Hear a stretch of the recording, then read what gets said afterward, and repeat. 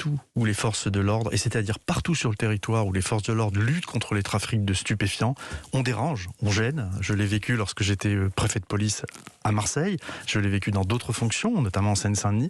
Partout nous intervenons, et nous intervenons partout, nous dérangeons et nous déclenchons évidemment ces réactions qui peuvent prendre la forme de violences urbaines, de prise à partie de fonctionnaires de police, et donc partout où nous sommes présents, oui, mais nous cette dérangeons. rhétorique aujourd'hui, parce que vous êtes coordinateur du renseignement national, vous avez quand même une idée. Est-ce que ce sont des antifas, des black blocs qui utilisent aussi la rhétorique des terroristes islamistes maniés en ville partout? Le renseignement français, d'abord deux choses. Le renseignement français documente ce que je viens de dire. Les services de renseignement travaillent sur les réactions à la lutte contre le trafic de stupéfiants.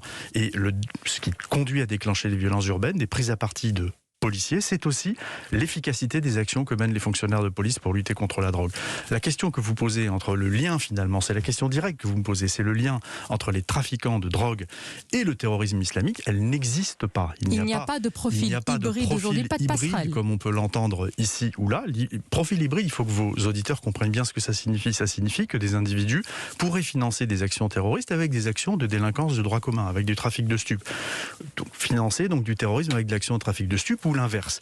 En réalité, ça n'existe pas. Ça peut exister dans des pays étrangers. Ça a pu exister dans le passé avec des groupuscules terroristes d'ultra-gauche qui finançaient leur action par des braquages, des actions de droit commun. Mais ça n'existait pas. En revanche, nous sommes très attentifs, évidemment, à ce que les choses ne dégénèrent pas en ce sens. Nous sommes très attentifs. Et ça n'empêche pas qu'il y a certains profils qui peuvent passer de l'un à l'autre. Mais vous ne me dites toujours pas qui est derrière cette rhétorique. Les Kouachi, qui avaient eu des parcours de droit commun. Mais derrière cette rhétorique, ces tags insupportables, inadmissibles, infâmes, qui se cache? Ce sont des tags menaçants, des tags insultants, et qui sont généralement inscrits dans les endroits, encore une fois, où l'action de la police est présente, parce que, je veux le dire à vos auditeurs, les forces de l'ordre, gendarmes, policiers, sont présents partout sur le territoire national.